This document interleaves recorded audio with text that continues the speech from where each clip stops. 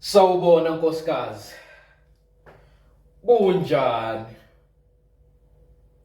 Hayi manivuka, ngathi usalele nje izwi lakho laba nje. Vuka ngitshela indaba ezimnandi. Ngijabulile vele. Ngivuka ekseni makukhala i-alarm, ngiceda nje kuyicisha, ngibona i-message. Angithi ngiyayivula, ithini? Dear Mr. Dladla, you are a lucky winner. You have won 1 million rand. To claim these funds, call Mr. Johnson Smith. Ngijabulile. Ngimfonela uJohnson Smith. Hayi mfazi, hayi kuba negative. Ungangibuza ukuthi ngibhede nini lotho. Akusiso iscam. Ngabe iscam balazi njani isibongo sami ukuthi mina ngwakadlala. Inamba yami yona. Kwavele kwaqondana nje inamba yami babese bangibingelela ngesibongo esiright.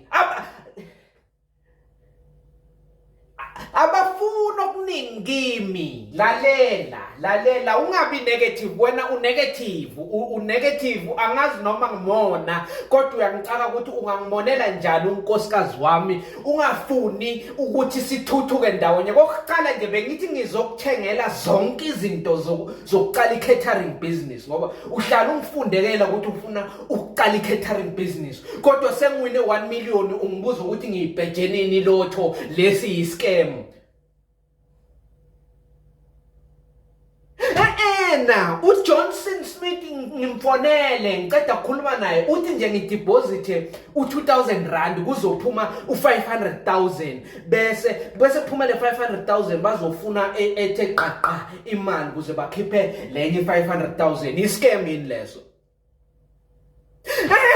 Hayi mfazi wena uthatha kancane mana, u-understand into zeyimali.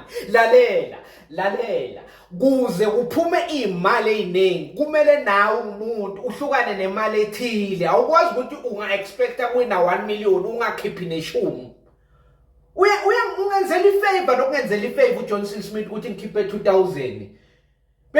Nguphi nje wona la ungakhipha khona 2000 bese uthola 1 million?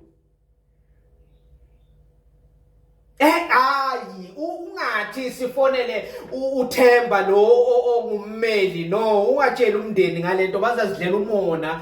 Ngifuna bayifafaza idondoni yonke lento ukuthi mina ngiwine 1 million ngaze ngiyifa imali yami ngingakayidli. Ungatshela umuntu, angifune advice yommeli, angifune advice yephoyisa, right. Kodwa mfazi wabanjani ukuthi ungimonele ngiyindoda yakho? Uyangimonela phela wena.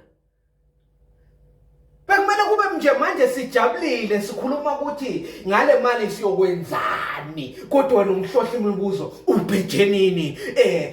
Ungaba ukabheji i-message ingena njani kuwe ukuthi uwinile ungakhiphi? Hayi mane.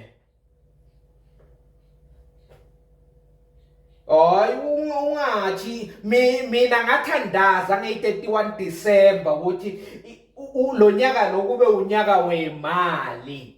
Nje kuzo uyophela unyaka kungena imali. Manje seziyangena sengimfuthe ngiyiquestionayo ukuthi sibuyapi, i-scam. No, uNkulunkulu akaphi ngesandla. Ngeke umbone emafini azafika emhlabeni umbona ngena kokodla nayi 1 million. No, uzoyiletha ngomunye umuntu. Hayi man, unegative. Yazi uyangiqoba. Yazi bekumele ube sijabulile nje manje siyamemeza. Yazi sithi sivusa bomakhelwane ngomsindo, kodwa nje ungihlohla imibuzo. Hayi suka man.